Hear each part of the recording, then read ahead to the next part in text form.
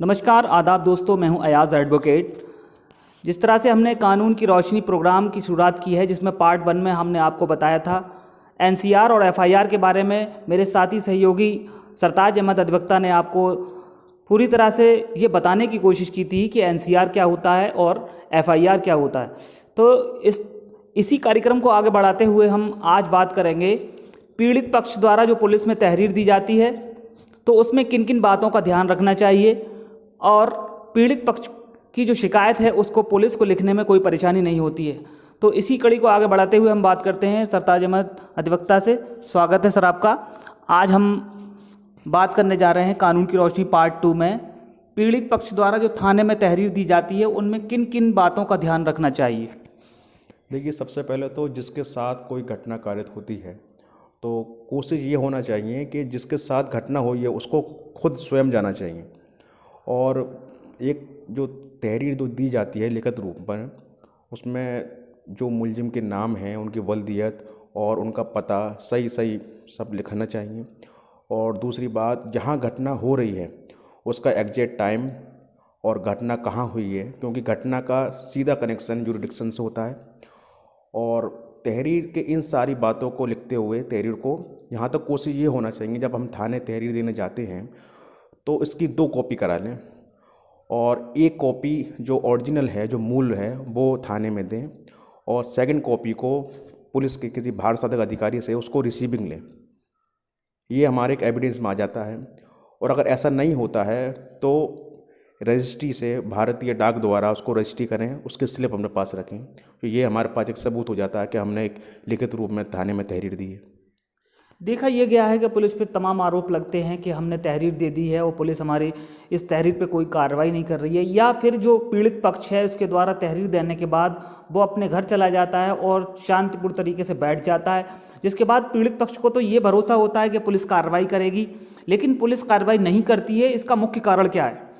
देखिए, ये ज़रूरी नहीं है कि जब कोई किसी के साथ कोई घटना कारित होती है और पीड़ित पक्ष थाने जाता है तो फ़ौरन की फ़ौरन उसकी तहरीर पे कार्रवाई पुलिस द्वारा कर ली जाएगी। ये पुलिस का भी एक जो है इसमें अहम रोल ये होता है कि पहले उसको तहरीर जो दी गई है उसके आधारों को वो उसका जो है मुआयना करें कि वाकई में ऐसी कोई घटना कारित हुई है या ना हुई है, या झूठी कोई जो कंप्लेंट दी गई है।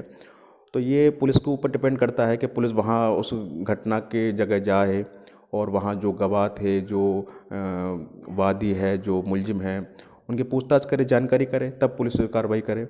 और अगर तहरीर देने के बाद भी पुलिस अगर एफआईआर दर्ज नहीं करती है तो पीड़ित पक्ष के पास एक अधिकार ये होता है कि फिर वो थाने में जाने के बाद जो आला अधिकारी हैं, एसपी हैं, एसएसपी हैं, डीआईजी है, उनको इसके संबंध में एक रजिस्ट्री भेजें कि हम थाने गए थे, हमारी कोई शिकायत नहीं लिखी गई है। तो हम आला अधिकारी को भी इसकी सूचना हम दे सकते हैं लिखित रूप में, चाहे आप पर्सनल जा सकते हैं या भारतीय डाक द्वारा रजिस्ट्री कर सकते हैं। तो ये तो रहा तहरीर के आधार पर पुलिस को जो शिकायत दर्ज करने के लिए पीड़ित पक्ष थाने जाता है, उसके बाद आला अधिकारियों के पास जाता है। ये सारी वारदात, ये सारा जो कार्रवाई है चलता रहता है, जिसके इसके बाद भी पुलिस अगर कार्रवाई नहीं करती तो अगला ऑप्शन क्या रहता है पीड़ित पक्ष के द्वारा? देखिए, हमने आमतौर पर जो एक अंग्रेज़ी में लाइन सुनते आए हैं कि I will see you in the court. और जब लोग हर जगह से परेशान हो गए तो उन्होंने कोर्ट का दरवाज़ा खटखटाया। बिल्कुल, ये तो आम तौर पे सुनने को मिलता है कि लोग अखबारों में या समाचारों में आप देखते होंगे कि कोर्ट का दरवाज़ा खटखटाया। ये तो आम शब्द है, तो इसका भी डेफिनेशन बताएं। देखिए, इसका मतलब सीधे से ये है कि जब किसी के साथ कोई घटना हुई है, पीड़ित है, उसको पुलिस ने नहीं सुनी गई उसकी बात, वहाँ वो चक्कर लगाता गया, कोई उसकी एफआईआर दर्ज नहीं हुई, ना उसकी कोई बात को पुलिस ने माना, तो उसके पास अब आखिर में एक ऑप्शन ये होता है कि वो अब न्यायालय अपनी बात को रखे। ठीक है, तो इसको बोलते हैं कि हमने कोर्ट का दरवाज़ा खटखटाया। हमने जो बात पुलिस के सामने रखी थी, अब वही बात हम न्यायालय में जज के सामने अपनी एज ए वकील को करने के बाद, क्योंकि वकील उसको रिप्रेजेंट करेगा पीड़ित को, तो सारी बात वो अपने वकील को बताएगा, वकील सारी बात अपने पीड़ित की सारी बात को कोर्ट के सामने रिप्रेजेंट करे और जो उसके साथ जो मामला हुआ है वो मजिस्ट्रेट को खुद पे संज्ञान में ले। तो ऐसे में अगर शिकायत दर्ज नहीं होती तो अगला स्टेप न्यायालय में कौन सी सीआरपीसी में दर्ज करने के लिए रहता है? देखिए, पहले तो ये है कि मामला किसी भी पीड़ित के साथ कोई भी घटना होती है तो सबसे पहले तो जो नेसेसरी चीज़ है वो ये है कि पहले तो थाने में उसको शिकायत दें और पुलिस अगर उस पर कार्रवाई नहीं करती है तो उसके बाद जो उनके आला अधिकारी हैं, एसपी हैं, एसएसपी हैं, उनको उस संबंध में अवगत कराएं उनको। और वहाँ भी अगर कार्रवाई नहीं होती है तो सीआरपीसी में 156/3 सीआरपीसी के अंतर्गत ये प्रावधान दिया गया है कि हम उस मामले को मजिस्ट्रेट के सामने प्रस्तुत करें, और मामला जब मजिस्ट्रेट के सामने पहुंचता है तो पुलिस से मजिस्ट्रेट एक आख्या आहूत करता है कि इस संबंध में क्या कोई इनकी एफआईआर दर्ज हुई है या नहीं हुई है, और पुलिस से ये रिपोर्ट लिख के आ जाती है कि नहीं, इस संबंध में कोई भी अभियोग पंजीकृत नहीं किया गया है। तो मजिस्ट्रेट अगर चाहे तो उसके पास 2 राइट हैं, वो अगर चाहे तो एफआईआर का आदेश भी कर सकता है उस घटना के संबंध में, या उसको एज ए परिवाद अपने न्यायालय में दर्ज कर सकता है। तो ये बहुत ही महत्वपूर्ण अहम जानकारी आप तक पहुंचाने की हम कोशिश कर रहे हैं कानून की रोशनी पार्ट 1 में, जिसमें आपको हमारे अधिवक्ता जो सहयोगी अधिवक्ता हैं सरताज अहमद ने ये बताया कि आपके साथ कोई अगर वारदात होती है या किसी पीड़ित के साथ कोई घटना हो रही है, किसी तरह की मारपीट हो रही है या किसी तरह की घर में चोरी होती है या किसी तरह की तरीके की कोई घटना कारित हो रही है, तो उस संबंध में सबसे पहले उस समय का ध्यान रखना चाहिए, और जिस जगह घटना हो रही है उस स्थान का मालूम होना चाहिए, किसके द्वारा घटना कारित की गई है उसका भी मालूम होना चाहिए। उसके बाद आप जहाँ तक हो जिसके घर में या जिसके साथ ये वारदात हुई है उसको ही वहाँ जाना चाहिए थाने में। तो ऐसी ही जानकारी के लिए हमारे चैनल को सब्सक्राइब करें। अच्छा, एक बात और मैं बता दूँ, जिस तरह से आगे की जो प्रक्रिया होती है थाने के बाद वो उच्च अधिकारियों की होती है। साथ ही इस बात आपको एक और बताते हैं बात, न्यायालय जो है जिसमें लोग आस्था रखते हैं, भारत के नागरिक, हर व्यक्ति को न्यायालय में आस्था रखना चाहिए और उसकी जानकारी भी होना चाहिए। तो ऐसे में कोर्ट गवाह और एविडेंस पे चलती है। आपके पास लिखित रूप से एविडेंस होना चाहिए, आपके साथ जो घटना कारित हुई है उसको किन किन व्यक्तियों द्वारा देखा गया है, ये बहुत महत्वपूर्ण बात है।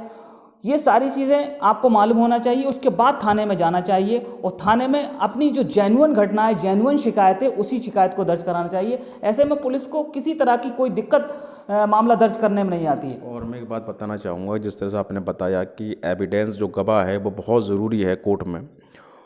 अगर हम थाने के बाद अगर कोर्ट के हम शरण में जाते हैं तो चाहे वो 156/3 सीआरपीसी का प्रार्थना पत्र हो या कोई परिवाद या कंप्लेंट हम दर्ज कर रहे हैं, तो वहाँ गवाह बहुत ज़रूरी हो जाते हैं।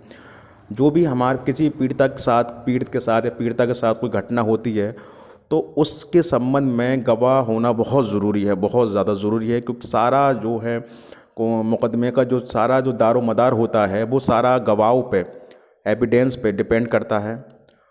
और जहाँ तक हो जो घटना हुई है वो सच्ची होना चाहिए, इसमें कोई भी झूठी कहानी नहीं रचना चाहिए। जो भी जिसके साथ जैसा हुआ है वो फैक्ट बिल्कुल रखना चाहिए, क्योंकि थोड़ी सी अगर झूठी बात भी रखते हैं तो कहानी पूरी बिगड़ जाती है, पूरी कहानी झूठी बन जाती है। तो यहाँ तक ये है कि झूठ से बचना चाहिए और फैक्ट अपनी जो फैक्ट अगर हमने पुलिस के सामने रखा था वहाँ हमने नहीं सुनी गई तो वो हम कोर्ट में सामने सारी फैक्ट टू फैक्ट अपनी बात रखें और वो मजिस्ट्रेट के जो उसके विवेक पे अनुसार है मजिस्ट्रेट को क्या संज्ञान में लेके क्या कार्रवाई करता है। एक महत्वपूर्ण बात और बता दूं आपको, जिसमें आप अगर थाने जाते हैं तो थाने डबल कॉपी लेकर के जाएं, जिससे कि आपको रिसीविंग मिल सके। अगर ये काम नहीं होता नज़र आ रहा आपको तो आप ऐसी स्थिति में पंजीकृत डाक का सहारा लें, जिससे कि आपके पास एक एविडेंस ये रहेगा कि हमने पुलिस में सूचना रजिस्टर्ड तौर पर दी है, तो आपको एविडेंस देने में कोई दिक्कत नहीं होगी। उसके बाद ही न्याय की शरण लेना चाहिए, न्यायपालिका की शरण लेना चाहिए। तो अब आपको एक बात और मैं बता दूं, अगर आपके साथ कोई घटना हुई है या किसी तरह का कोई मामला है, किसी तरह की आप जानकारी अगर चाहते हैं तो हमारे कमेंट बॉक्स में लिख सकते हैं और हमारी ईमेल आईडी है, ईमेल आईडी पर आप जो है ये जो मामले हैं आपके उसकी जानकारी ले सकते हैं। फ्री ऑफ कॉस्ट निःशुल्क ये विधिक जागरूकता कार्यक्रम चलाया जा रहा है। लगातार हमारी कोशिश ये रहेगी कि पार्ट 1, पार्ट 2, पार्ट 3 इस टाइप से आप तक ये प्रोग्राम पहुंचता रहे और जनहित में ये जानकारी पहुंचती रही। तो देखते रहें हमारे प्रोग्राम को कानून की रोशनी। धन्यवाद।